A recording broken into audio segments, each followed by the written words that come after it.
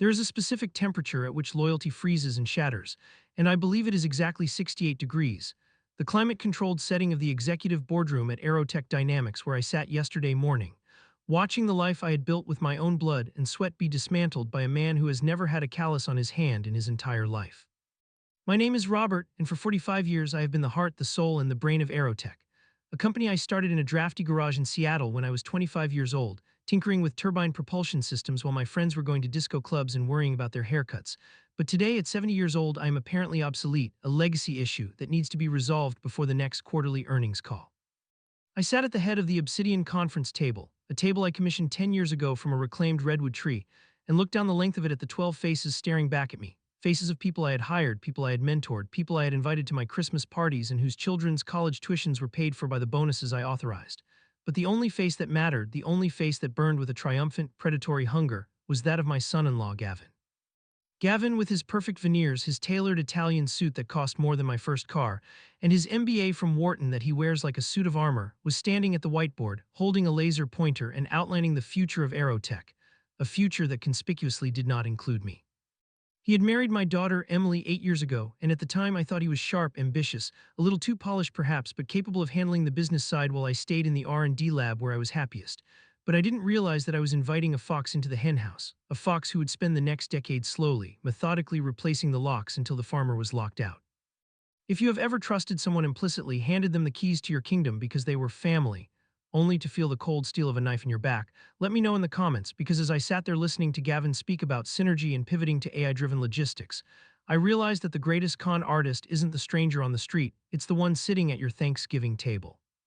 The meeting had been called as a strategic review, a vague term that usually means budget cuts or marketing shifts, but the moment I walked in and saw the legal counsel, a shark named Marcus who usually only showed up for acquisitions, sitting next to Gavin, I knew this was an execution.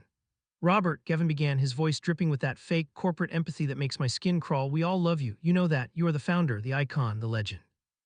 But legends belong in history books, not in the operational weeds of a Fortune 500 company facing 21st century challenges.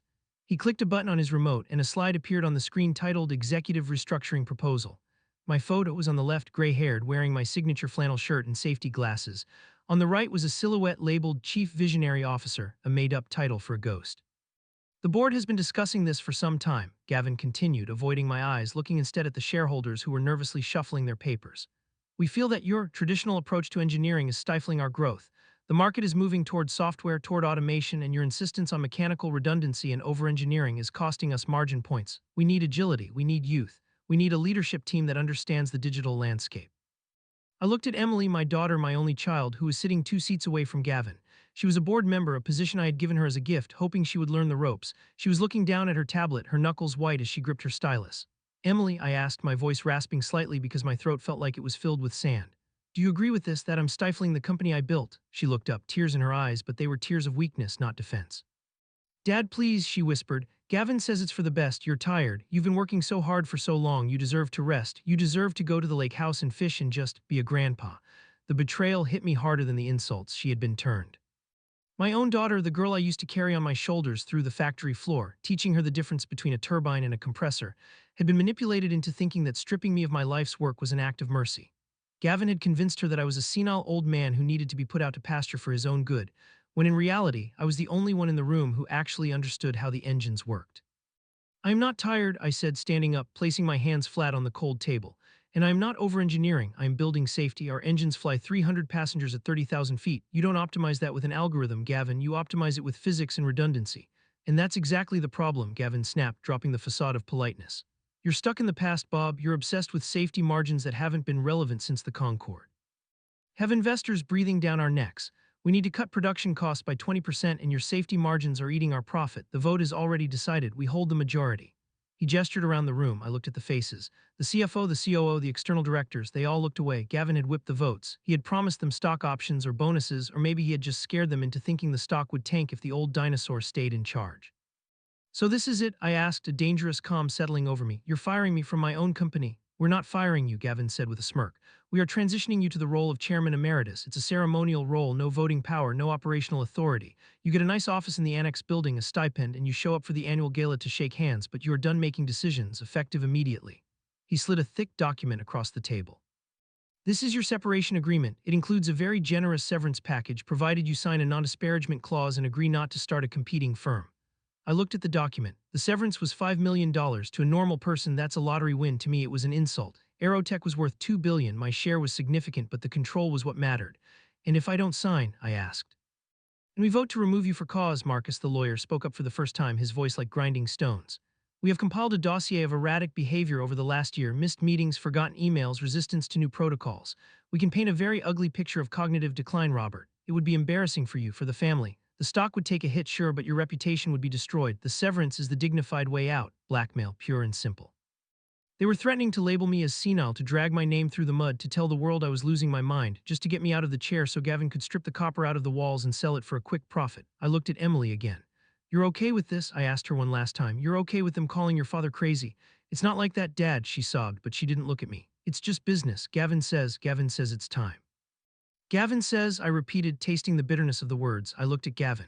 He was checking his watch, a gold Rolex I had given him for his wedding. He was bored. He thought he had already won. He thought I was just an old man raging against the dying of the light. He had no idea what he had just done. Pause for a second, ask yourself, what would you do? Would you flip the table? Would you punch him? Or would you do what I did? Would you realize that anger is a wasted emotion when you have a nuclear weapon in your back pocket that they don't even know exists? I took a deep breath, the air in the room smelling of expensive cologne and treachery, and I sat back down. I picked up the pen. Fine, I said softly, you win. The tension in the room broke instantly. Shoulders dropped. Exhales were audible. Gavin smiled, a wide, predatory grin. Smart choice, Bob. Really, it's for the best. You're going to love retirement. We'll throw you a hell of a party. I signed the document. I didn't read it. I didn't care what it said. I signed it because I needed to leave that room before I strangled him, and because I knew that the document was worth less than the paper it was printed on once I played my hand. Done, I said, sliding it back. Now, if you'll excuse me, I'm going to clear out my desk. You've actually already had security pack your personal effects, Gavin said, gesturing to the door where two burly guards were waiting. Standard protocol for executive termination. They'll escort you to your car. We need your badge and your laptop now. They stripped me right there in the room. They took my company ID, the one with the employee number 1. They took my laptop. They took my keys to the building. I stood up, feeling lighter, strangely as if a heavy coat had been taken off my shoulders. I looked at Gavin. You think you know how this engine runs, Gavin, I said, my voice steady. You think it's about supply chains and marketing, but you're forgetting the heart of it. You're forgetting the Whisper Drive. Gavin laughed. The Whisper Drive, that ancient tech, we're phasing that out in Q3. We're moving to the licensed tech from Stark Industries. It's cheaper. Is it? I smiled. Good luck with that. I turned and walked out, flanked by the security guards, past the glass walls where the junior engineers, kids I had hired, watched with wide eyes as the founder was marched out like a criminal. I didn't look down. I kept my head high. I walked out into the parking lot, the gray London sky hanging low and heavy, and got into my 1985 Jaguar XJS, the only car I ever really loved. As I drove away, watching the Aerotech glass tower shrink in my rearview mirror, I didn't go to the lake house. I didn't go to fish. I drove straight to the bank. Specifically, the private vault at the First National Bank on 5th and Main, where I kept a safety deposit box that hadn't been opened in 15 years. You see, there is a secret about Aerotech that only 3 people ever knew. One was me. One was my late wife, Sarah, God rest her soul. And the third was a patent attorney named Harold Finch who died of a stroke in 2010. When I invented the core technology for our engines, the Whisper Drive variable cycle propulsion system that made our drones silent and our jets 40% more efficient, I didn't assign the patent to the company. At the time the company didn't exist, I was a sole proprietor. I filed the patent in my own name, Robert Sterling.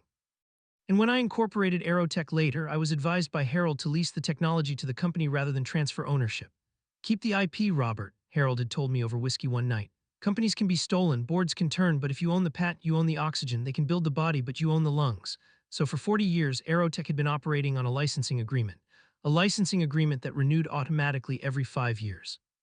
Unless terminated by the patent holder with 30 days notice. Or more importantly, a licensing agreement that contained a specific change of control clause. A clause that stated, in the event that Robert Sterling is removed from his executive position or loses majority voting control, the licensing agreement for the Whisper Drive technology is immediately null and void, and all manufacturing, sales, and support of said technology must cease within 72 hours. Gavin didn't know. The lawyers didn't know because the original incorporation documents were dusty and buried in the archives, and they had just assumed in their arrogance that the company owned its core product. They never checked the chain of title. They never audited the IP assignment because they assumed I was the company. I walked into the bank vault, the cool air smelling of old paper and dust, and the clerk unlocked box 404. I pulled out the metal drawer and opened the lid. There it was. The original patent, U.S. Patent No. 940-1288B, and underneath it, the licensing contract, signed by me as the licensor and me as the CEO of Aerotech. It was ironclad. It was the nuclear launch key. I took the documents and drove home to my empty house, the house that used to be full of laughter before my wife died and my daughter married a parasite. I poured myself a glass of scotch, sat in my leather armchair, and looked at the phone. I could call them now, I could scream, I could threaten, but that wouldn't be fun. No, I wanted them to bleed. I wanted Gavin to feel the ground crumble beneath his feet. I wanted him to make the announcement to the market. I wanted the stock to spike on the news of the modernization. I wanted them to be at their absolute peak of arrogance. Before I pulled the rug, I checked the calendar. The quarterly earnings call was in 3 days. Gavin was going to announce his new vision. He was going to announce the firing of the old guard. That was the moment. I would let him stand on the stage in front of the Bloomberg cameras, in front of the analysts, and I would let him gloat. And then I would serve him not with a lawsuit, but with a cease and desist order that would shut down 90% of the company's revenue stream instantly.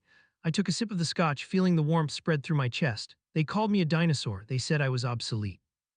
Dinosaurs were the apex predators for millions of years, and Gavin was about to find out that just because I moved slow didn't mean I couldn't bite. The phone rang. It was Emily. I let it go to voicemail. I listened to the message as she spoke, her voice thick with guilt.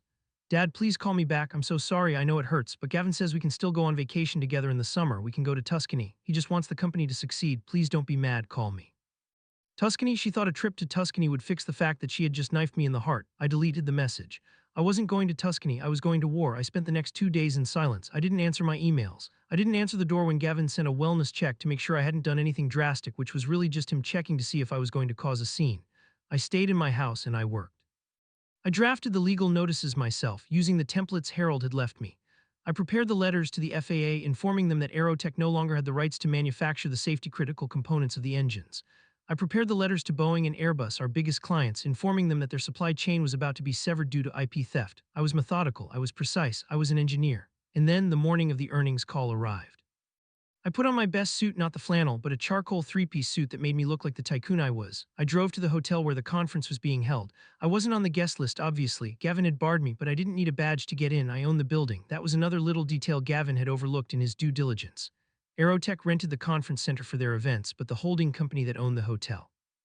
That was part of my private portfolio. I walked in through the kitchen, greeting the chef who had known me for 20 years. Mr. Sterling, he beamed, here for the big speech. Something like that, Marco, I smiled. I'm the surprise guest. I stood in the wings of the ballroom, hidden by the heavy velvet curtains, watching the screen. The room was packed, analysts, journalists, investors. Gavin was on stage, looking every inch the master of the universe. The stock ticker was on the screen behind him. Aerotech was up 4% on the rumors of my departure. Ladies and gentlemen, Gavin boomed into the microphone, today marks a new dawn for Aerotech. We are shedding the weight of the past. We are streamlining. We are becoming a lean, mean aerospace machine. And yes, it is with a heavy heart that I announce the retirement of our founder, Robert Sterling. Robert was a visionary in his time, but the time has come for a new generation to lead.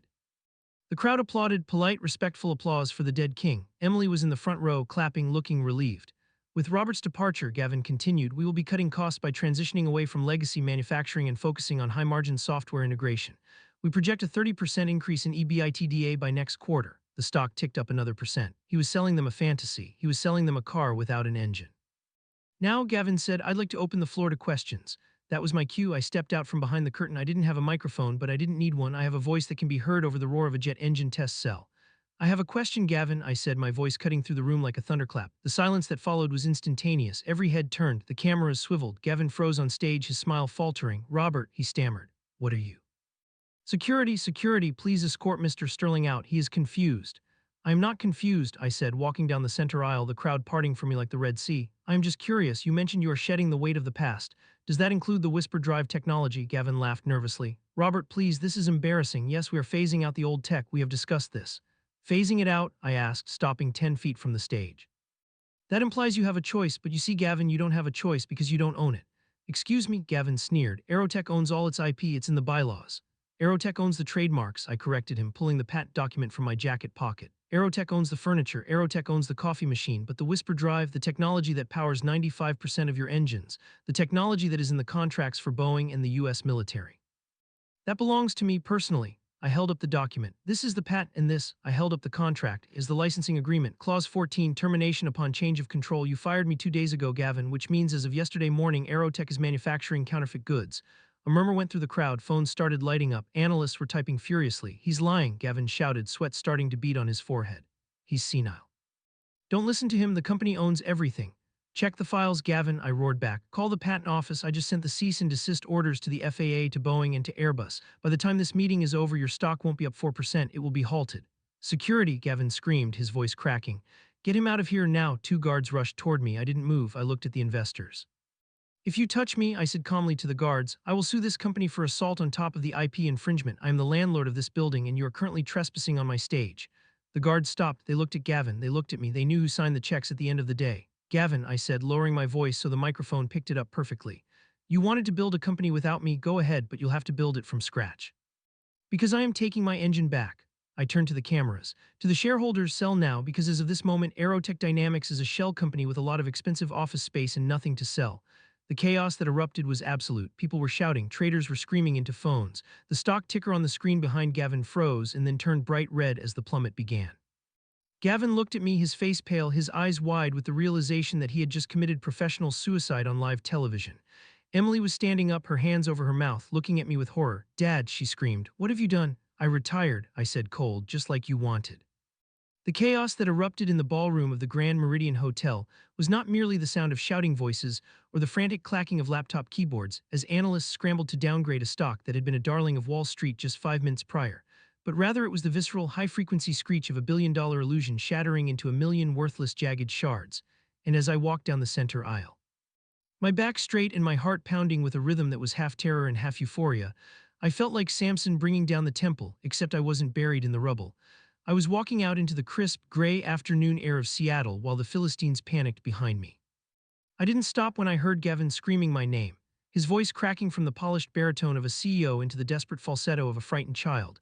Nor did I stop when the security guards, men who I had employed for years and who knew exactly who built the building they were standing in, hesitated and ultimately stepped aside, their loyalty instinctively shifting back to the alpha dog in the room. I pushed through the heavy revolving doors and the sudden silence of the street was shocking, a vacuum of sound after the cacophony inside. But it didn't last long because moments later the double doors burst open behind me and Gavin came stumbling out, followed closely by Emily and Marcus, the lawyer who looked like he had just swallowed a very large, very bitter lemon. Robert, stop. Gavin yelled, running around to block the door of my Jaguar, his face flushed a mottled red, his tie askew, the veneer of the unstoppable executive completely stripped away to reveal the sweating, terrified fraud underneath. You can't do this. Do you have any idea what you just did? The stock is in freefall. It's down 12% in 3 minutes. Trading has been halted. You are destroying everything. I looked at him, really looked at him, and saw the panic in his eyes, but I also saw something else, a deep, burning hatred, the kind of hatred that comes from realizing your victim has fought back. I didn't destroy anything, Gavin, I said, my hand resting on the door handle of my car, feeling the cool chrome grounding me. I built this engine. You tried to steal it. I just took the keys back. If the car crashes, that's on the driver, and as of 2 days ago, you made it very clear that the driver is you. Emily stepped forward then, tears streaming down her face, mascara running in dark streaks, ruining her perfect makeup, and she grabbed my arm, her grip surprisingly strong. Dad, please, she sobbed, and for a split second my heart lurched because this was my little girl, the one I had taught to ride a bike, the one I had sat up with when she had the flu, but then she spoke and the spell was broken. You have to go back in there, she pleaded, her voice shaking. You have to tell them it was a joke, you have to tell them you were confused, tell them you forgot about the assignment clause, we can fix this, if you don't we lose everything. The house in the Hamptons, the boat, the trust for the kids, it's all tied to the stock price, you're hurting your grandchildren. I pulled my arm away, a physical rejection that felt like tearing my own skin. I'm hurting them, I asked, my voice low and dangerous. You kicked me out of my own life, Emily. You sat in that boardroom and watched them threaten to label me as senile. You were willing to let the world think your father was losing his mind just so you could keep your summer house. Don't you dare talk to me about family. It's not like that, she screamed, her face twisting into something ugly. We were trying to protect the legacy. You're too old, Dad. You don't understand the modern market. You're going to ruin the company with your stubbornness. We did what we had to do, and now I'm doing what I have to do, I said, opening the car door. I suggest you call your broker, Emily. I hear it's a buyer's market. I got in, slammed the door, and fired up the V12 engine, the roar of the Jaguar drowning out Gavin's screaming threats as I pulled away from the curb, leaving them standing on the sidewalk, a tableau of greed and regret that I would have found satisfying if it didn't hurt so damn much. I drove aimlessly for a while, just needing to put miles between me and the betrayal, listening to the business news radio where the pundits were already dissecting the disaster. Shockwaves in the aerospace sector today, the announcer's voice crackled, as Aerotech founder Robert Sterling crashed the company's earnings call claiming ownership of the Corpat. Shares have plummeted 40% after the halt was lifted. Analysts are calling it a corporate bloodbath. Questions are swirling about the validity of the board's decision to oust Sterling. I turned the radio off. I didn't need the commentary. I was living the headline. I drove to my home, a sprawling mid-century modern estate overlooking the Sound, a house that felt too big for one man, and as I walked into the kitchen, the silence was heavy, but it was a fortress. I poured myself a glass of water, my hands shaking slightly now that the adrenaline was fading, and I stared out at the water, wondering what the hell I was going to do next. I knew Gavin well enough to know he wouldn't just roll over. He was a cornered animal, and cornered animals bite. I didn't have to wait long to find out how sharp his teeth were. An hour later, I saw a police cruiser roll up my long driveway, followed by an ambulance. My stomach dropped. I hadn't called 911. I walked to the front door, my heart hammering against my ribs, and opened it before they could ring the bell. Two officers stood there looking uncomfortable, flanked by two paramedics and a woman I didn't recognize holding a clipboard. Mr. Sterling. One of the officers asked, his hand resting near his belt.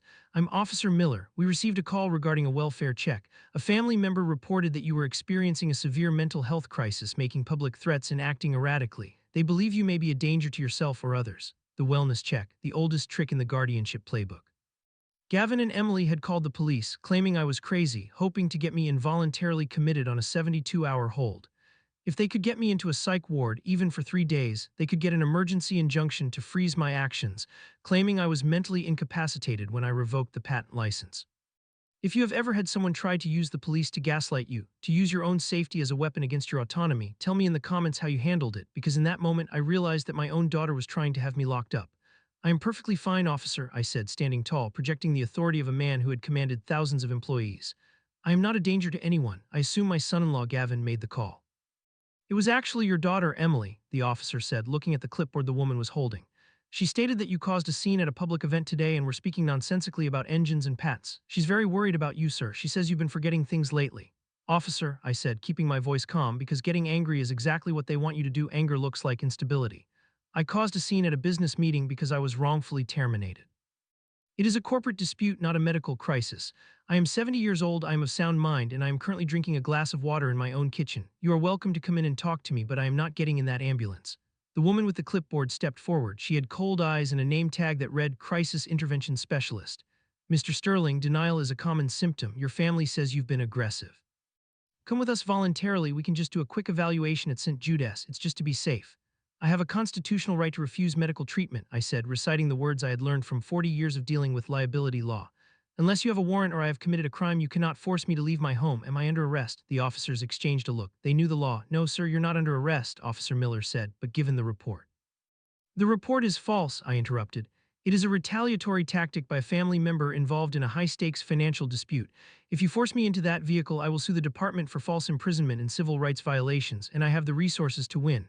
I saw the hesitation. Police hate getting involved in rich people's civil wars. Look, I said, softening my tone slightly to give them an out. I will call my personal physician right now on speakerphone and have him verify my health. Will that satisfy you? I pulled out my phone and dialed Dr. Evans, a man I had played golf with for 20 years. He answered on the second ring. Robert, I just saw the news. You really stuck it to them. I did, John, I said, putting him on speaker. But now the police are at my door because Emily called in a 5150. Can you please tell Officer Miller that I saw you last week and that my cognitive faculties are intact? Dr. Evans laughed, a booming sound that filled the entryway. Officer, this is Dr. John Evans, Chief of Internal Medicine at Providence. Robert Sterling is the sharpest man I know. He beat me at chess 3 days ago. If anyone is crazy, it's his son-in-law for firing him. Leave him alone. The officer nodded, clearly relieved to have an excuse to leave. All right, Mr. Sterling. We'll document the contact. Sorry to disturb you. They left, the ambulance backed down the driveway, the lights turning off, a defeated monster retreating into the woods. I closed the door and locked it, engaging the deadbolt, and then I leaned my forehead against the cool wood and shook. They had tried to take my freedom. My own daughter had tried to put me in a cage. The sadness was gone now, replaced by cold, hard resolve. This wasn't a business dispute anymore. This was war. I needed a general. I went to my study and opened my Rolodex. Yes, I still use a physical Rolodex because the cloud can be hacked, but a piece of paper in a drawer cannot, and I found the card for Harrison Thorne. Harrison was an IP litigator who was known in the industry as the Rottweiler. He didn't just win cases, he chewed the other side until they stopped moving. He was expensive, he was rude, and he was exactly what I needed. I dialed his number. Thorne, he answered. No hello, just the name like a slamming door. Harrison, it's Robert Sterling. I was wondering when you'd call, he said, his voice sounding like gravel in a mixer. I'm watching the stock ticker. Aerotech is down 60%. You really pulled the plug, didn't you? I did, I said, but now they're playing dirty. They just sent the cops to my house for a wellness check. They're trying to prove incapacity. Standard move, Harrison grunted. They want to invalidate your termination of the license by claiming you weren't of sound mind when you did it. If they get a judge to agree, they appoint a temporary guardian, probably Emily, who then reinstates the license on your behalf. We need to move fast. Meet me at my office in an hour. Bring the pet, bring the contract, and bring your checkbook. I charge double for rush jobs involving family feuds. I drove into the city, avoiding the highways, taking the back roads just in case. Gavin had sent private investigators to follow me. Harrison's office was in a brick building in Pioneer Square, filled with books and smelling of old coffee. He looked like a disheveled professor with wild white hair and a stain on his tie, but his eyes were sharp as lasers. We spent 3 hours going over the documents. The contract is solid, Harrison said, tapping the paper. But they're going to file for an emergency injunction tomorrow morning. They'll claim irreparable harm to the company and the shareholders. They'll ask the judge to stay your termination order until a full trial can be held. That buys them months. We need to stop that injunction. How? I asked. By proving unclean hands, Harrison grinned, showing yellowed teeth. We need to prove that their actions were done in bad faith. We need to prove that the firing wasn't a business decision but a conspiracy to defraud you. Did you have any warning, any emails, anything? No, I said. It was a surprise ambush. It's never a surprise, Harrison said. There's always a paper trail. Why now, Robert? Why did they fire you today? Why not last month? Why not next year? Something triggered this.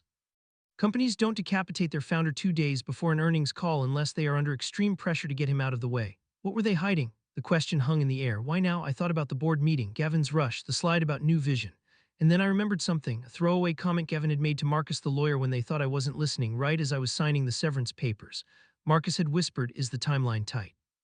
And Gavin had whispered back, "Horizon needs a clean cap table by Friday." Horizon, Horizon, I said aloud. Gavin mentioned something called Horizon. He said they needed a clean cap table by Friday. Harrison's eyes widened. Project Horizon, it's a code name. I've heard whispers of it. Lockheed Martin is looking to acquire a mid-sized propulsion firm to integrate with their new drone program. If Aerotech is the target, the deal is probably worth billions. Billions, I whispered. That's why they needed me out. I would never sell. I built this company to stay independent. I always voted down acquisition offers. I have a controlling veto on mergers as long as I am chairman. Exactly, Harrison slammed his hand on the desk. They couldn't sell the company with you on the board, so they fired you to remove your veto, and they needed the PAT to be part of the company assets for the sale to go through. They assumed you would just take the money and leave, and the licensing agreement would roll over unnoticed. You threw a wrench in a multi-billion-dollar merger, Robert. The sheer scale of the betrayal washed over me. It wasn't just about modernization. It was a sale. They were selling my life's work for parts, cashing out, and probably planning to retire to private islands while I sat in my annex office. Emily knew she had to know. The trust for the grandkids she screamed about, that was the buyout money. We need proof, I said. If we can prove they were negotiating a sale behind my back, it proves the firing was a breach of fiduciary duty. It kills their injunction. Do you have access to the servers? Harrison asked. They took my laptop, I said. They revoked my badge. What about your backups? Harrison asked. You're the founder, you're paranoid. Tell me you have a back door. I smiled, a cold, thin smile. I don't have a back door. I have the keys to the kingdom. The server room has a biometric override that only I can access. It's a hardwired safety protocol I installed in 1999 in case of a cyber attack. It bypasses the network admin. Can you get in physically? Not without being seen. The building is swarming with security. Then we go in legally, Harrison said. I'll draft a demand letter for inspection of books and records as a shareholder. They'll deny it, but it creates a distraction. While they are arguing with me, you find a way to get that data. I left Harrison's office with a plan, but before I could even get to my car, my phone buzzed. It was an email notification, my personal bank account. Alert, your account ending in 4590 has been frozen due to a court order. Please contact your branch. I stared at the screen. They had moved faster than I thought. They had frozen my personal liquid assets. I tried my credit card at the gas station on the way home. Declined. I tried the backup card, declined. They were trying to starve me out. They knew I needed money to pay Harrison to pay for the fight. They were cutting off my oxygen. I drove home on fumes, the gaslight flickering, realizing that I was a billionaire on paper who couldn't buy a gallon of fuel. This was the irreparable harm they were claiming. No, this was punishment. I got home and went straight to the safe in my basement. I had kept $50,000 in cash there for emergencies, earthquakes, power outages, or apparently corporate coups. I counted it out. It would be enough for a few weeks, but I needed to end this sooner. I needed the Horizon documents. I sat in my dark study watching the rain hit the window, and I realized I couldn't go through the front door of Aerotech. But I knew the building better than anyone. I knew about the old ventilation maintenance hatch on the roof of the adjacent warehouse, a warehouse I still owned personally, even though Aerotech leased it. It connected to the main server room via a cable conduit tunnel. It was tight, it was dirty, and it was dangerous for a 70-year-old man, but I wasn't just an old man, I was the man who built the place. I waited until 2:00 a.m.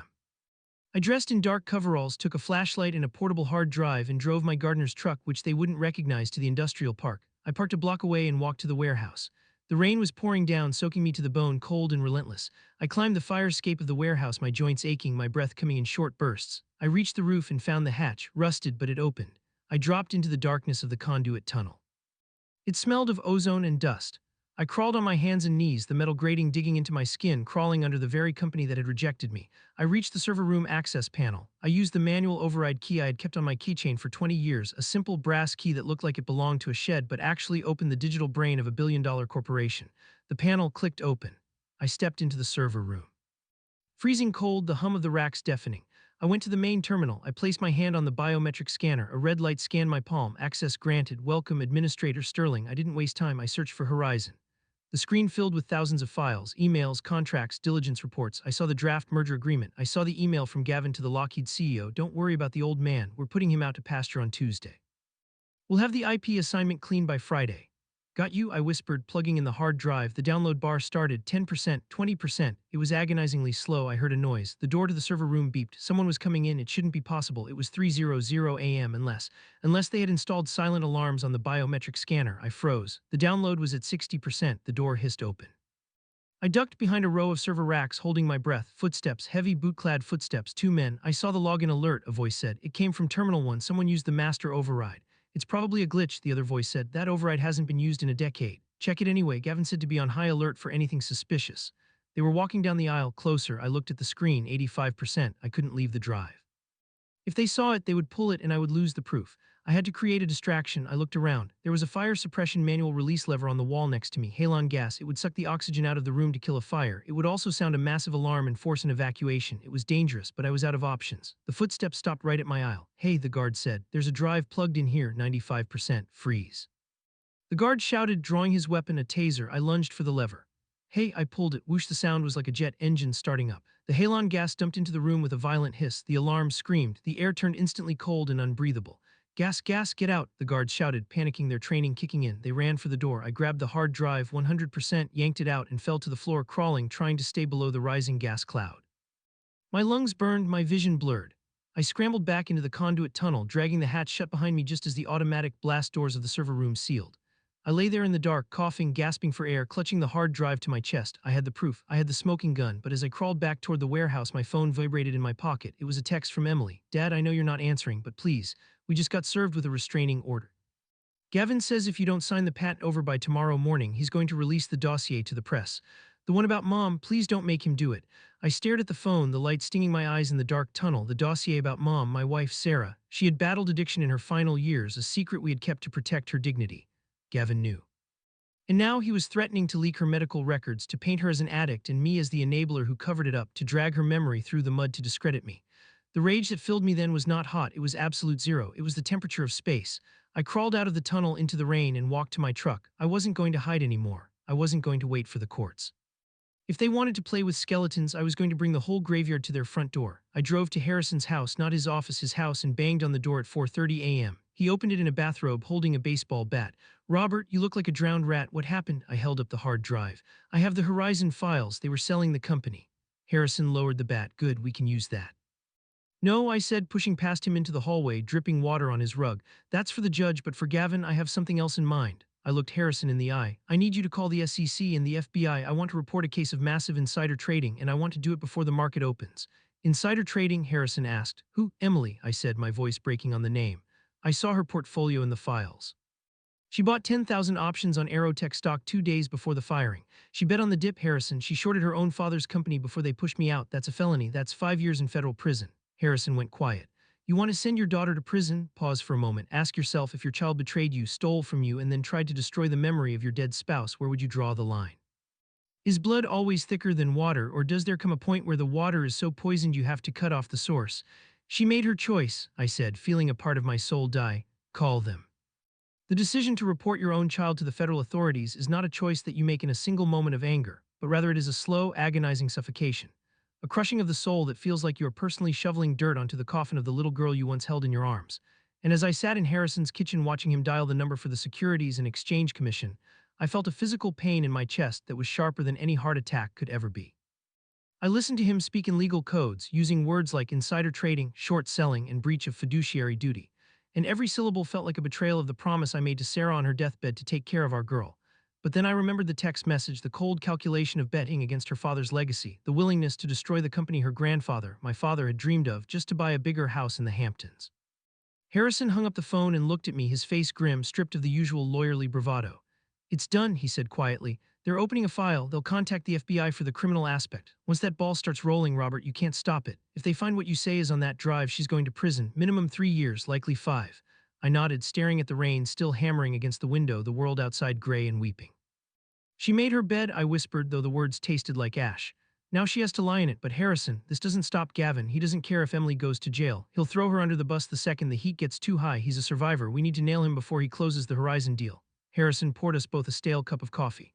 The Horizon deal is technically dead if the patent is pulled. Lockheed won't buy a company that doesn't own its IP. But Gavin isn't acting like a man who's lost. He's acting like a man who has an ace up his sleeve. We need to find out what it is. We didn't have to wait long to find out. By 8:00 a.m. the news broke and it wasn't about the stock price. I was sitting in my car parked near the waterfront trying to clear my head when my phone started buzzing incessantly. Texts from old friends, former colleagues, neighbors. Robert, I'm so sorry. Is it true? Don't listen to them. I opened the news app and there it was, the headline screaming at me in bold black letters. Aerotech founder Robert Sterling hidden scandal, late wife's struggle and the erratic behavior that led to his ouster. I clicked the link, my hands trembling so violently I nearly dropped the phone. It was a hit piece, a masterclass in character assassination planted by Gavin's PR firm. It detailed Sarah's battle with prescription painkillers in her final years, a private painful struggle that we had kept within the walls of our home to protect her dignity. But the article twisted it. It claimed I had enabled her addiction, that I had been distracted and negligent at the company because I was covering up domestic chaos, and that my recent actions, the patent revocation, the boardroom outburst, were symptoms of the same cognitive decline and emotional instability that had plagued my household for a decade. It quoted anonymous sources close to the family, Emily. It had to be Emily saying, "It's tragic. We tried to get him help. We tried to step in. But he's lost touch with reality. He's destroying the company to punish us for trying to save him." I sat there reading the lies that desecrated the memory of the woman I loved, the woman who had supported me when we were eating ramen noodles in a garage, and I felt a rage so pure, so white-hot, that it transcended anger and became a cold, crystalline purpose. They weren't just fighting for the company anymore. They were trying to erase my history, to rewrite my life as a tragedy of incompetence rather than a triumph of engineering. I started the car. I wasn't going to hide. I wasn't going to let them control the narrative. I drove straight to the one place I knew Gavin wouldn't expect me to go, the Aerotech manufacturing plant in Everett. The corporate offices in Seattle were Gavin's territory, filled with suits and sharks, but the plant. The plant was mine. That was where the machinists worked, the welders, the shift supervisors who had been with me for 30 years. I still had my key to the side gate, an old physical key, not a digital badge, and I prayed they hadn't changed the locks on the chain link fence. They hadn't. I drove my truck onto the lot, parking next to the massive hangar where the assembly line hummed. I walked onto the floor, the smell of ozone and cutting fluid filling my lungs like oxygen. The noise was deafening, the rhythmic thrum of CNC machines and the hiss of pneumatics, but as I walked down the center aisle the noise began to die down. One by one the workers looked up. They saw me, Robert Sterling, the old man, the guy who used to walk the floor on Fridays with a box of donuts and ask about their kids. They saw the man the news said was crazy. But they didn't see a crazy man. They saw the engineer who had taught half of them how to calibrate a 5-axis mill. The floor manager, a giant of a man named Big Mike, turned off the main conveyor belt. The silence spread across the factory floor until it was absolute. Mike walked up to me, wiping grease from his hands with a rag. He looked at me, then at the TV screen mounted on the wall that was playing the news on mute. "Mr. Sterling," Mike said, his voice rumbling like a diesel engine. "They're saying some ugly things about you on the news, saying you lost your marbles." "Do I look like I've lost my marbles, Mike?" I asked, looking him in the eye. Mike studied me for a second, then cracked a grin. "Now you look like you're ready to kill someone, which is about right, considering." "I need a favor, Mike," I said, raising my voice so the other workers could hear. "I need to inspect the inventory, specifically the whisper drive containment units, the ones scheduled for shipment to Boeing tomorrow." Mike frowned. "Gavin sent down an order this morning. Said we had to rush them out the door by noon. We're loading the trucks right now." "Stop the trucks," I said. "Those engines contain technology that is no longer licensed to this company. If they leave this building, every single one of you is an accessory to patent infringement. I don't want you guys to get hurt in the crossfire." Mike looked at the loading dock, then back at me. "Gavin threatened to fire anyone who slowed down production. He's got security watching the exits." "Let me deal with security," I said. "You just kill the power to the loading bay doors." Mike nodded slowly. "You got it, boss." He turned to the floor. "All right, listen up. We got a hydraulic failure in the loading bay. Doors are stuck. Shut it down." A cheer went up from the floor, not a loud one, but a murmur of solidarity. These men knew who signed the checks, but they also knew who built the roof over their heads. I walked toward the loading dock, where 3 massive semi-trucks were idling, loaded with $50 million worth of engines. A man in a suit, one of Gavin's new logistics managers, was screaming at a forklift driver. "Load it. I don't care if the paperwork isn't signed. Get it on the truck." I stepped into the bay. "Unload it," I said. The logistics manager spun around. "Who the hell are you? You're trespassing security." 2 contracted security guards, not the regulars, but new guys, stepped forward, hands on their tasers. "Mr. Sterling," one said, "you need to leave. We have orders." "I'm not leaving," I said, leaning against the forklift. "And neither are these engines." "Grab him," the manager yelled. The guards hesitated. They looked at the 50 machinists standing behind me, holding wrenches and hammers, looking very unhappy. "I wouldn't do that," Mike said, stepping up beside me, holding a 3-foot pipe wrench. "Mr. Sterling is inspecting the quality control. It's a safety issue." The manager turned purple. This is mutiny, I'll fire all of you. Go ahead, I said, but who's going to build the engines? Kyle, you don't know a turbine from a toaster. I turned to the forklift driver. Take it off the truck. The driver grinned and reversed the forklift. The pallet slid off the truck. This is illegal. The manager screamed, pulling out his phone. I'm calling Gavin. Call him, I said. Tell him I'm holding his inventory hostage. Tell him if he wants these engines to fly, he needs to come down here and talk to me face to face. I watched as he dialed, shouting into the phone. I knew this was a dangerous play. I was technically interfering with business operations. They could arrest me for this. But I needed to buy time. I needed to force Gavin out of his ivory tower. While we waited, I went to the foreman's office and pulled up the shipping manifests. I saw something that made my blood run cold. The destination wasn't Boeing. It wasn't Airbus. The destination was a warehouse in Mojave, California, a warehouse owned by a shell company. Why are we shipping to Mojave? I asked Mike. That's not a client site. Don't know, Mike said. New orders. Gavin said it's a forward operating base for the Horizon project. It clicked. He wasn't selling the company to Lockheed. He was stripping the assets before the sale. He was moving the inventory to a separate entity so that when the lawsuit hit, Aerotech would be empty and he would have the engines stashed away to sell on the black market or to a foreign competitor. He was looting the burning building. He's stealing the inventory, I told Mike. He knows the patent block is coming. He's trying to move the physical assets out of jurisdiction. So what do we do? Mike asked. We don't just hold them, I said. We disable them. Disable them? Mike looked horrified. Boss, those are $5 million a pop.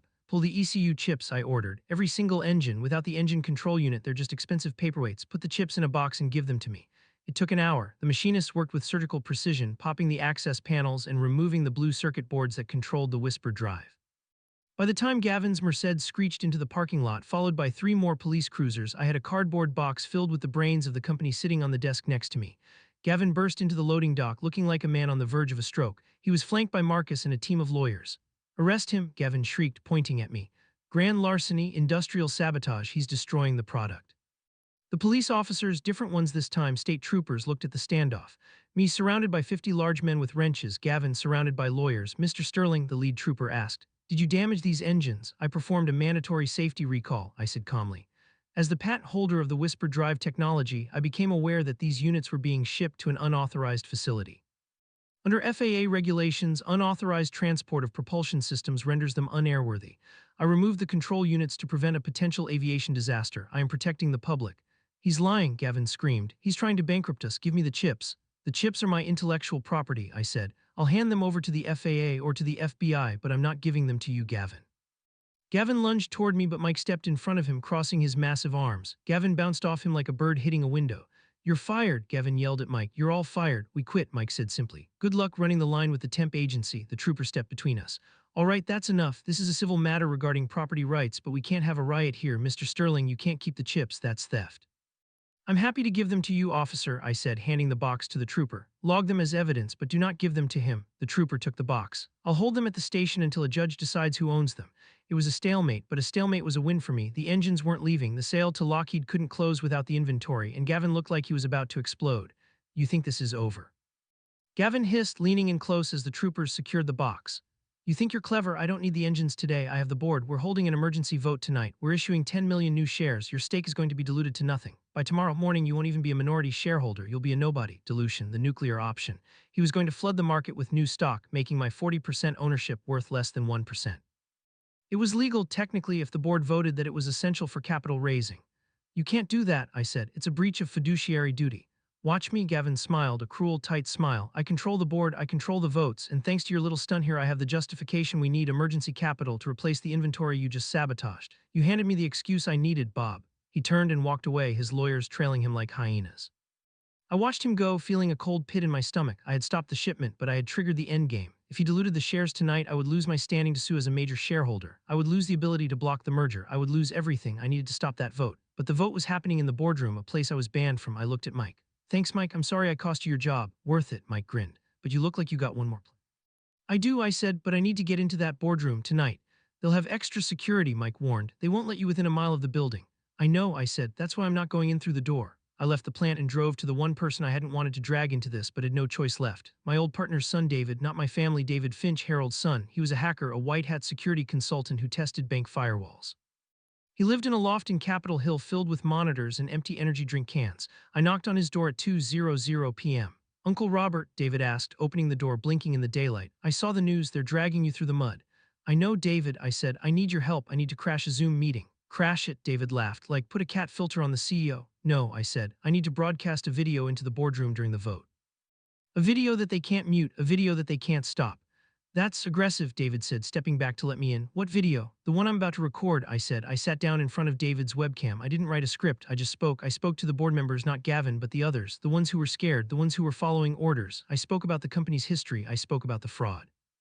And then I played the recording I had found in the Horizon files. A voice memo Gavin had accidentally uploaded, a recording of him and Emily laughing about how they were going to gut the pension fund to pay for the golden parachutes. It was damning, it was vile. Can you get this onto the boardroom screen? I asked David. If they're using the standard telepresence system, yeah, I can hijack the feed. When is the meeting? 7:00 p.m., I said. We have 5 hours. While David worked on the code, I got a call from Harrison. Robert, bad news. The judge denied our emergency injunction to stop the vote. He said without concrete proof of the Project Horizon fraud, he can't interfere with internal board governance. The vote goes ahead. It's okay, Harrison, I said. I'm bringing the proof to them. Robert, don't do anything illegal, Harrison warned. I'm way past that, Harrison, I said. I'm fighting for my life. 6:55 p.m. I was sitting in my car outside the Aerotech Tower watching the lights on the top floor. I wasn't going inside, I was just there to watch the fireworks. I had David on speakerphone. We're in, David whispered. They're logging on, I see the feed. Gavin is at the head of the table. Emily is there, they look nervous. Wait for the motion to vote, I said. Wait until Gavin asks for ayes. I watched the digital clock on my dashboard. 7:00 p.m., 7:05 p.m. Okay, David said. Gavin is speaking. He's giving the speech about saving the company from your sabotage. He's calling for the vote on the share issuance. Now, I said, hit it. In the boardroom, the massive 80-inch screen behind Gavin, which was displaying the financial charts, suddenly flickered. I couldn't hear it, but David was describing it to me. Screen went black. Gavin is hitting the remote. Nothing now. Boom, your face is up. 4K resolution. Audio is at max volume. I imagined my voice booming into that room. Gentlemen, before you vote to steal this company, you should know what you are actually voting for. David narrated the chaos. Gavin is screaming. He's trying to unplug the TV. He can't reach the cord behind the glass casing. Emily is crying. The board members are staring at the screen. Then the audio of the recording played, the voice of Gavin crystal clear. Screw the pensioners, they're old, they won't live long enough to sue us. We take the liquidity, push the merger, and cash out by Christmas. Silence, David whispered, total silence in the room. Gavin just stopped trying to unplug it. He's standing there white as a sheet. Keep playing it, I said, loop it. I watched the windows of the top floor. I saw movement, people standing up, not Gavin, the others, the independent directors. They're walking out, David said. The CFO just closed his laptop and walked out. The external director is leaving. Gavin is grabbing their arms, trying to stop them. They're shaking him off. The vote, I asked. No quorum, David laughed. They left. The meeting is adjourned. No vote, no dilution. I slumped back in my seat, the relief washing over me. I had stopped the dilution. I still owned 40% of the company, and now the board knew. They knew Gavin was toxic, but the war wasn't over. Gavin came running out of the building 10 minutes later alone. He looked wild. He pulled out his phone and made a call. I saw him shouting. Then he got into his car and sped off. Who did he call? I wondered aloud. I started my car and followed him. He wasn't going home. He was driving toward the highway, toward the airport. Was he running? No, he was too arrogant to run. He was going to the private hangar, to the company jet. I followed him, keeping my distance. He pulled up to the Aerotech hangar. I parked in the shadows and watched. He met a man there. A man in a dark suit carrying a briefcase. They were arguing. I recognized the man. It was the contact from Lockheed, the buyer. Gavin was trying to salvage the deal. He was trying to sign something. I got out of my car and walked toward them across the tarmac. The wind was whipping my coat around my legs. Gavin, I shouted. He spun around. You, he screamed. You ruined everything. It's over, Gavin, I said, walking closer. The board walked out. The pat is pulled. The engines are disabled. You have nothing to sell. The Lockheed man looked at Gavin, then at me. Is that true? He asked. Is the IP disputed? It's not disputed, I said. It's revoked, and the SEC is investigating the CEO for insider trading. I suggest you get back in your car unless you want to be deposed as part of a federal conspiracy investigation. The Lockheed man didn't hesitate. He turned, got into his sedan, and drove away without a word. The deal was dead. Gavin stood there on the tarmac alone, stripped of his power, stripped of his money, stripped of his allies. He looked at me, his eyes filled with a madness I hadn't seen before. You think you won? He whispered, pulling something from his pocket. It wasn't a phone, it was a lighter, and he was standing next to a fuel tanker. If I can't have it, he said, his voice trembling, no one can. Gavin, don't be an idiot, I said, stopping 10 feet away. The fumes were strong here. I'll burn it down, he screamed, flicking the lighter. I'll burn the hangar, I'll burn the records, I'll burn you. He was having a breakdown, a total psychotic break. The pressure had cracked him. Put the lighter down, Gavin, I said, raising my hands. Think about Emily, think about your kids. You took them from me, he wailed. You turned them against me. He raised the lighter high, ready to throw it at the fuel spill near the pump. I braced myself to tackle him, knowing I was too old, too slow, knowing I might die in the explosion. But then a siren wailed, not a police siren, a shrill, piercing alarm from inside the hangar, the fire suppression system. Foam cannons erupted from the ceiling of the hangar overhang, drenching Gavin in fire-retardant chemical foam, knocking him off his feet with the force of a fire hose. He slipped, fell hard on the wet concrete, and the lighter skittered away into a puddle. I looked up. Standing in the doorway of the hangar office was Big Mike, holding the manual override lever. He had followed me. Told you I quit, Mike yelled over the alarm, but I still know how to turn on the sprinklers. Gavin lay there, coughing, covered in white foam, looking pathetic and small. The police sirens, the real ones, were approaching in the distance. I walked over to him and looked down. You're right, Gavin, I said. I'm old, but the thing about old engines, they're built to last, and you were just a cheap replacement part. I turned to walk away as the flashing lights filled the tarmac, but as I walked back to my car, I felt a vibration in my pocket. My phone, a text from Emily. Dad, I'm at the police station. I'm turning myself in. I have the hard drive. I'm giving them everything on Gavin. Please, tell me you'll visit me. I stared at the screen. She was flipping. She was giving up Gavin to save herself, or maybe, just maybe, she had finally woken up. I didn't reply. Not yet. I looked at the night sky, clear and cold. The company was in ruins. My family was in handcuffs. My wife's memory was scarred, but I was still standing, and I had a company to rebuild. The flashing red and blue lights of the police cruisers reflecting off the wet tarmac of the private airfield created a strobe light effect that made the entire scene feel like a fractured nightmare, disjointed and surreal. As I stood there watching the man who had tried to burn down my legacy being manhandled into the back of a squad car. Foaming at the mouth and screaming obscenities that were lost in the roar of the wind and the hiss of the fire suppression foam that still coated the hangar floor like a toxic snowfall. My name is Robert. And if you have ever stood in the wreckage of a disaster that you technically won, you know that victory does not taste like champagne. It tastes like ash and exhaustion, a heavy metallic flavor that coats your tongue and makes you wonder if the price of being right was simply too high. I watched as the state troopers shoved Gavin into the vehicle. His Italian suit ruined, his hair plastered to his skull, his eyes wild with the frantic, cornered panic of a narcissist who has finally hit a wall he cannot manipulate his way over. And for a brief second our eyes met through the reinforced glass of the police window, me the senile old man in the trench coat and him the visionary leader in handcuffs. And I didn't feel triumph, I felt a profound, aching pity for the waste of a human life, for the ambition that had curdled into madness.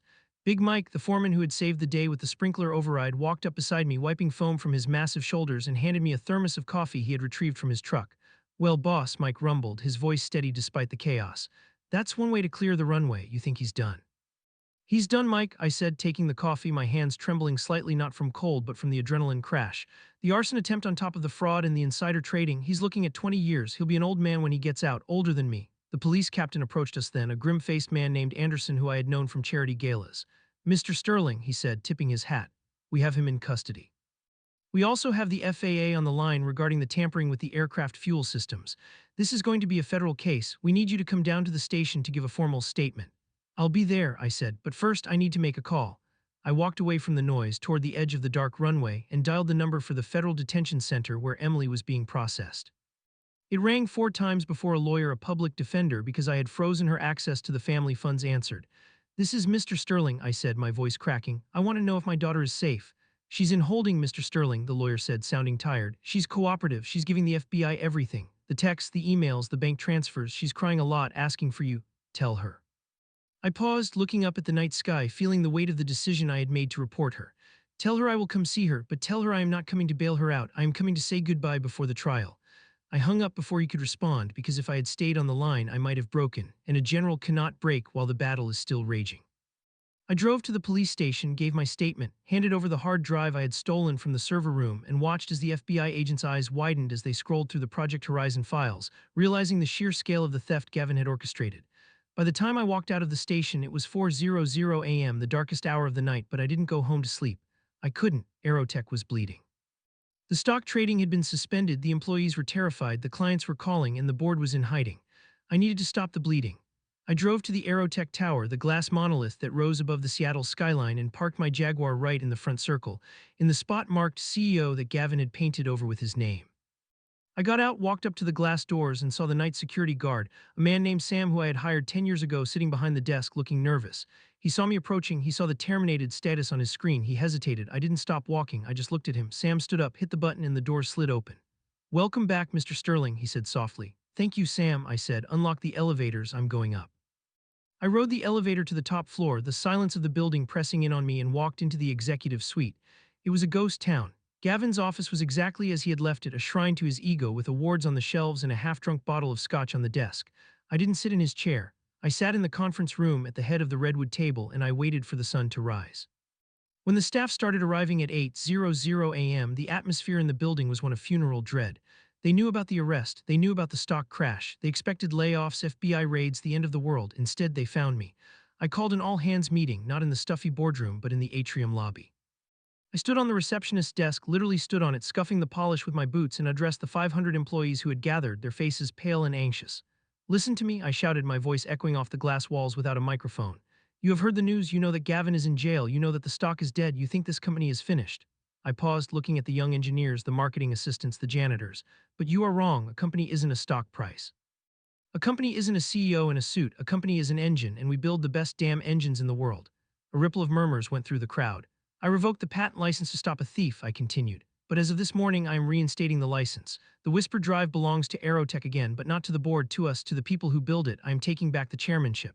I am firing every single director who voted for the sale. And I am promising you this, no one loses their job today. We are going to dig out of this hole one turbine blade at a time. For a second there was silence, then a slow clap started. It was Big Mike who had come straight from the hangar. Then the engineers joined in. Then the whole lobby erupted. It wasn't a cheer of joy, it was a cheer of survival. They were soldiers who had just been told the war wasn't lost. But speeches are easy, governance is hard. I spent the next 6 hours in a brutal series of meetings with the remaining board members, the ones who hadn't fled the country or resigned in disgrace. There were three of them left, a tech billionaire named Peterson, a retired general named Walker, and a finance shark named Julia. They sat around the table looking at me with a mixture of fear and resentment. You crashed the stock, Robert, Julia hissed, tapping her manicured nails on the table. You cost us millions. The shareholders are going to sue you for market manipulation. Let them sue, I said, leaning back in my chair. I just saved the company from being sold for scrap and stripped of its assets in a fraud scheme. If you want to argue about it, we can call the FBI agents who are currently seizing Gavin's hard drives downstairs, or you can accept my proposal. Which is, General Walker grunted. You three resign immediately, I said. I appoint a new board. A board of engineers, not financiers, and we delist the company. We take it private. I buy back the public float at the current crashed price. We rebuild without Wall Street breathing down our necks. That's hostile, Peterson said. That's a takeover. It's a rescue, I corrected. Sign the resignation letters, or I release the minutes from the meetings where you approved the Project Horizon diligence without reading the IP contracts. That's gross negligence, Peterson. You'll be barred from serving on a public board ever again. They signed. It took 10 minutes. By noon, I was the sole director of Aerotech Dynamics. I was the king of the ashes, but the heaviest blow was yet to fall. At 2:00 p.m., I received a call from the forensic accountants I had brought in to replace Gavin's crooked team. Mr. Sterling, the lead accountant, a woman named Sarah, painfully the same name as my late wife, said, "You need to come down to finance. We found something." It's bad. I took the elevator down, my stomach tightening. How bad? I asked, walking into the war room where papers were scattered everywhere. Did he steal more cash? It's not theft, Sarah said, turning a monitor toward me. It's debt. Gavin didn't just try to sell the company, he leveraged it. He took out massive high-interest loans against the company's assets to fund his lifestyle and to pay off the initial investors in his shell companies. He used the factory, the land, even the future receivables as collateral. I stared at the numbers. They were staggering. $300 million in debt, due in full if the change of control clause was triggered. And Sarah continued, her voice quiet, because you fired the board and took the company private, you triggered the immediate repayment clause. The banks want their money, Robert, today, or they foreclose on the factory. I felt the blood drain from my face. I had saved the engine, but I had inherited a sinking ship. 300 million. I didn't have 300 million. My personal fortune was substantial, maybe 50 million liquid, another 100 in assets, but this was a mountain I couldn't climb. He poisoned the well, I whispered. He knew if he couldn't have it, he made sure I couldn't keep it. Pause for a moment, ask yourself, what is the limit of your endurance? How many times can you be knocked down, get up, and be knocked down again before you just stay on the canvas? I had fought the board, the police, the FBI, my own daughter, and now I was fighting the banks. I looked at the spreadsheet, the rows of red numbers mocking me, and for the first time I felt old, truly deeply old. I walked to the window looking out at the city. I could sell the Pat. Lockheed would still buy it. I could take the check, pay off the debt, walk away with a few million, and retire. It would be the smart thing to do, the safe thing. But then I looked down at the parking lot and saw the cars of the 500 people I had just promised safety to. If I sold, Lockheed would close this plant and move production to Mexico or Texas. These people would lose everything. My legacy wasn't the money, it was the jobs, it was the community. Call the bank, I said, turning back to Sarah. Which one holds the note? Vanguard Capital, she said. They're aggressive. They're already preparing the foreclosure notice. Get them on the phone, I ordered. I'm going to negotiate. Robert, Sarah warned, they don't negotiate with distressed companies, they liquidate them. They'll negotiate with me, I said, though I didn't feel half as confident as I sounded. A few minutes later, I was on a video call with the vice president of Vanguard, a man named Sterling, no relation, ironically, who looked like he was 12 years old and cut his hair with a laser. Mr. Sterling, the banker said, smiling a shark's smile. We heard about the excitement in Seattle. While we admire your resilience, the covenants on the loan are clear. The change of management triggers a default. We expect full repayment by close of business Friday. You can't liquidate Aerotech, I said. We have orders. We have the Whisper Drive. We are profitable on an operating basis. You were profitable, the banker corrected. Now you are a company with a CEO in jail, a COO under FBI investigation, and a PR nightmare. You are a distressed asset. We'd rather seize the real estate and the IP collateral and sell it off at auction. It's cleaner. I won't let you, I said. I'll file Chapter 11 bankruptcy. I'll tie you up in court for years. And destroy your equity, the banker laughed. Go ahead, we can wait. You can't. He was right. Bankruptcy would wipe me out and likely kill the company's contracts with the military. I needed a miracle. Give me 30 days, I said. 30 days to restructure the debt or find new capital. No, the banker said. Friday, he reached for the disconnect button. Wait, I shouted. I have something you want. The banker paused. What could you possibly have that we want more than $300 million? I took a deep breath. This was it, the final card. The one I had promised myself I would never play. I have the blueprints, I said, for the Eclipse turbine. The banker froze. Even the money men knew about the Eclipse. It was the white whale of aerospace, the theoretical engine I had designed in the 90s, the one that could achieve hypersonic speeds with commercial fuel efficiency. Everyone thought it was a myth, a doodle on a napkin, but it wasn't. It was real. It was in my head and in a set of encrypted files I had never patented because the world wasn't ready for it. The eclipse is a rumor, the banker said, but his voice betrayed his interest. It's real, I said, and it works. I've built a prototype. It's in my private vault. Give me 6 months forbearance on the debt and I will give you the exclusive financing rights for the eclipse production. That's $1 trillion market, son. You want to foreclose on a factory or do you want to own the future of flight? The banker stared at me. He was doing the math. You're bluffing. Come to the factory tomorrow, I said. I'll run the prototype for you. If it doesn't hit the numbers, you can take the keys to the building right then and there, but if it does, you tear up the default notice. The banker hesitated. Greed is a powerful motivator. Tomorrow, noon, if you're wasting my time sterling, I'll take your house too. Deal, I said, and the screen went black. I slumped into the chair. I had bought 24 hours. There was just one problem. I didn't have a prototype. I had the designs, I had the math, but I had never built it. I had lied to the bank. I had committed fraud to save the company from the fraud my son-in-law committed. The irony was suffocating. I needed to build a hypersonic engine in 24 hours. It was impossible. It was insanity. It was exactly the kind of challenge I lived for. I ran out of the office down to the factory floor. Mike, I shouted, gather the senior engineers, get the welders, we're pulling an all-nighter. What are we building, boss? Mike asked, seeing the manic light in my eyes. We're building the Ghost, I said. We're building the Eclipse. We worked like demons. For 20 hours straight, nobody slept. We cannibalized parts from the Whisper drives. We welded, we coded, we calibrated. I was down in the pit, grease on my face, wrench in my hand, screaming coordinates. It was the hardest, most beautiful night of my life. We were a team again, we were makers. By 11:00 a.m. the next day, the engine was mounted on the test stand. It looked ugly, a Frankenstein monster of exposed pipes and wires, but the core geometry was perfect. The bankers arrived at noon, 3 of them wearing hard hats that looked ridiculous with their suits. They stood behind the blast glass of the control room. Impress us, the VP said, checking his watch. Spin it up, I said to Mike. Mike hit the button, the turbine whined, low at first, then rising to a scream. The telemetry screens lit up. 20% power, I called out. Stable, 40% power, EGT is rising. Take it to 80%, I ordered. Robert, Mike warned. The casing isn't rated for that pressure, it might blow. It won't blow, I said, praying to the god of mechanics.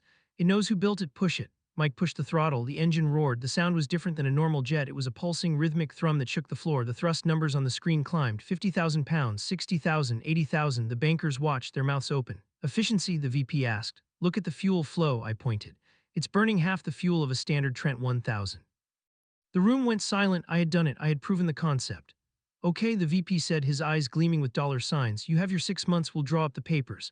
I let out a breath, leaning against the console, feeling like I could sleep for a week. I had saved the company again. But as the bankers left, shaking my hand, grinning about their bonuses, I felt a vibration in my pocket. My phone, a call from the county jail, a collect call from Emily. I accepted it. Dad. She whispered. She sounded broken, small. I'm here, Emily, I said, leaning my forehead against the cool glass of the control room. Dad, the FBI, they offered me a deal. That's good, I said, take it. No, she said, and her voice trembled with a terrifying clarity. The deal isn't about the insider trading. They want me to testify against you. I froze. Me for what? Gavin gave them something, she sobbed. He told them about the bribes in the 90s, the defense contracts. He says you paid off Senator Hawkins to get the initial military certification for the Whisper drive. He gave them the ledger, Dad, the one you kept in the attic. The world stopped spinning. The ledger, the frantic, desperate days of the late 90s when the company was about to go under and I did what I had to do to save it. I had buried that secret deep. I thought it was gone, but Gavin had found everything. They're coming for you, Dad, Emily cried. They're going to indict you for bribery and corruption unless... Unless what? I asked, my voice hollow. Unless I corroborate Gavin's story, she said. If I testify that I saw you sign the checks, they give me immunity. I walk free. If I don't, I go to prison for 5 years. Silence. The hum of the cooling engine was the only sound in the room. My daughter was holding the gun. The FBI had given it to her. Gavin had loaded it. And now she had to decide whether to pull the trigger to save herself or take the bullet for her father. What are you going to do, Emily? I asked, and for the first time in my life I was terrified of the answer. I don't know, she whispered. I'm scared, Dad. I don't want to go to jail. I have kids, your grandkids. I know, I said. Please, she begged. Tell me what to do. I closed my eyes. I had saved the company. I had saved the employees. I had invented the future. But I couldn't save myself from the past, and I couldn't save my daughter from the choice that would define her soul. You have to choose, Emily, I said softly, but know this, if you lie to save yourself, you lose your father forever. If you tell the truth, you lose your freedom. It's the hardest test you'll ever take. Dad, she sobbed, I'm sorry. The line went dead. I stared at the phone. I didn't know what she would do, but I knew that the sirens I heard in the distance weren't for a fire this time. They were for me. I looked at Mike. Mike, I said, handing him the keys to the prototype control box. Lock it down. Only you and I know the code. Where are you going, boss? Mike asked, sensing the shift in the air. I'm going to my office, I said, straightening my tie. I have to wait for some visitors. I walked out of the factory through the cheering employees who thought the war was over and took the elevator to the top floor. I sat in my chair looking out at the gray Seattle sky. I was the king of aerotech, but the castle was surrounded, and the traitor was inside the walls. The sirens that wailed beneath the glass tower of Aerotech Dynamics were not the frantic, chirping sirens of ambulances coming to save a life, but the low, guttural whoops of federal law enforcement coming to dismantle one. And as I sat in my leather chair on the top floor watching the gray Seattle rain streak against the windows like tears on a dirty face, I realized that I was not afraid of prison, nor was I afraid of the ruin of my reputation. But I was terrified of the impending confirmation that my own flesh and blood, the daughter I had bounced on my knee and taught to fish in the cold waters of Puget Sound, had finally and irrevocably chosen her survival over my existence. The elevator doors chimed, a cheerful, optimistic sound that felt obscenely out of place, and three agents in windbreakers emblazoned with FBI stepped out, guns holstered but hands ready, led by a woman with a face carved from granite who introduced herself as Special Agent Thorne. Robert Sterling, she said, not asking a question but stating a fact, holding up a warrant that looked like a death certificate for my freedom.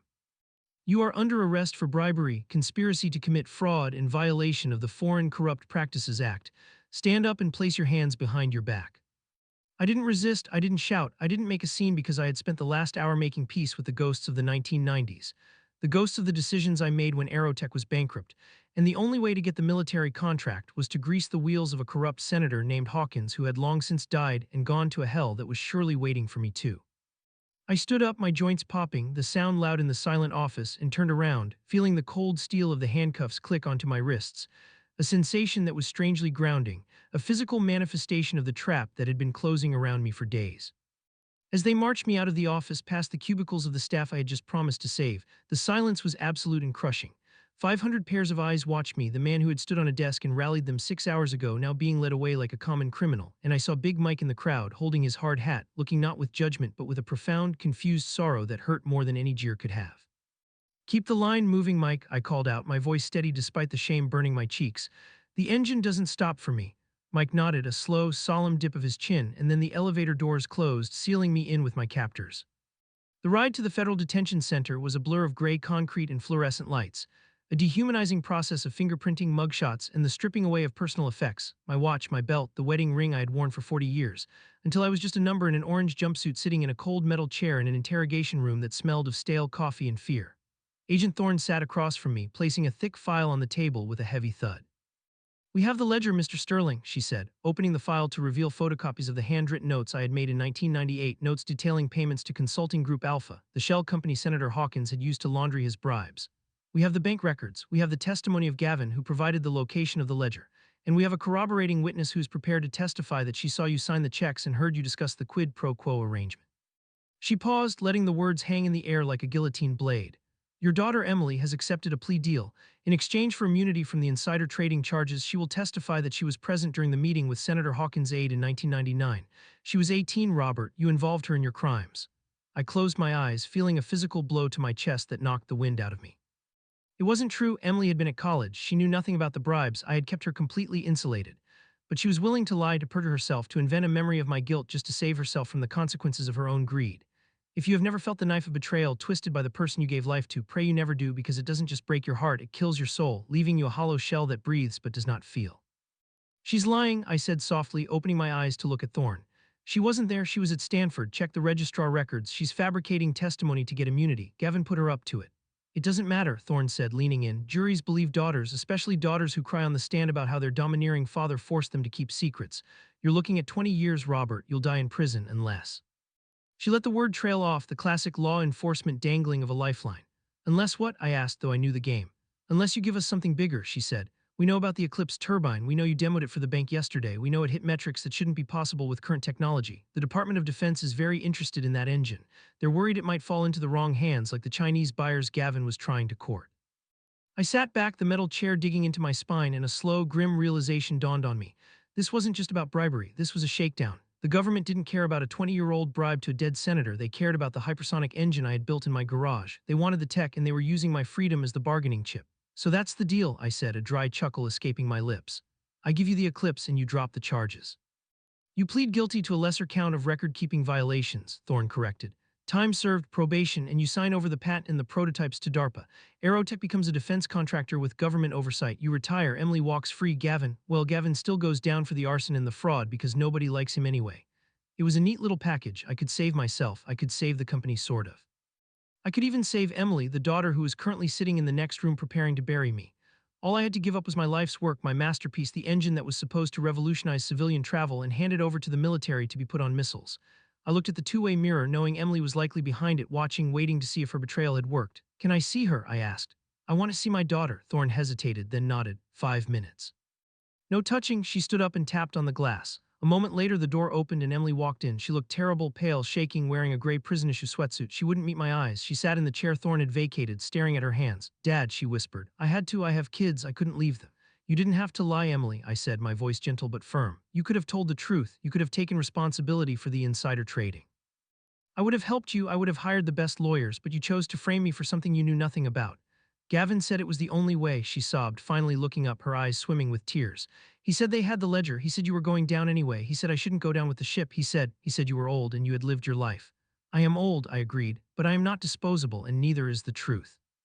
I leaned forward, the handcuffs clinking against the table. I'm going to take the deal, Emily, not for you, not for Gavin, but for the grandkids. I don't want them to grow up knowing their mother is a felon, but hear me clearly, this is the last thing I will ever do for you. When I walk out of here, you and I are strangers. You are not my daughter anymore, you are just a woman I used to know. Emily flinched as if I had slapped her. Dad, don't say that, please. You killed the father, I said, standing up. Now you have to live with the man. I turned to the mirror. Agent Thorne, come back in, I'm ready to sign. Thorne re-entered looking smug. She thought she had won. She thought she had broken me. She slid the plea agreement across the table. I picked up the pen, my hand steady. I signed my name, Robert Sterling. I signed away the Eclipse. I signed away my rights to the invention that would change the world. And in exchange, I bought my freedom. But as I signed, I added a small, almost invisible clause in the margins of the technical transfer document, a series of numbers that looked like a date but were actually the frequency calibration settings for the Whisper drive. Thorne didn't notice. The lawyers didn't notice, but I knew. I knew that without that specific calibration, the Eclipse engine would never reach 100% efficiency. It would run, but it would never fly at hypersonic speeds. I was giving them the body, but I was keeping the soul. It was my final act of rebellion, a secret I would take to my grave. The next few months were a blur of legal proceedings and public settlements. The news cycle moved on as it always does. Gavin was sentenced to 15 years in federal prison. He screamed at the judge, blaming me until the bailiffs dragged him away. Emily was given probation and community service. She moved to Arizona with the kids, changing her last name, trying to outrun the shame. I never spoke to her again.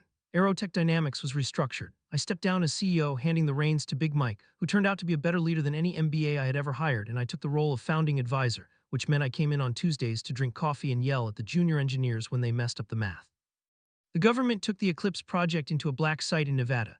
I heard rumors they were struggling to get it past Mach 3. I just smiled when I read the reports. They had the machine, but they didn't have the music. But the real ending of this story isn't in a boardroom or a courtroom. It's here where I'm sitting right now. I am at the lake house, the one Emily wanted to sell. It's autumn and the leaves are turning gold and crimson, reflecting in the still water. I am alone.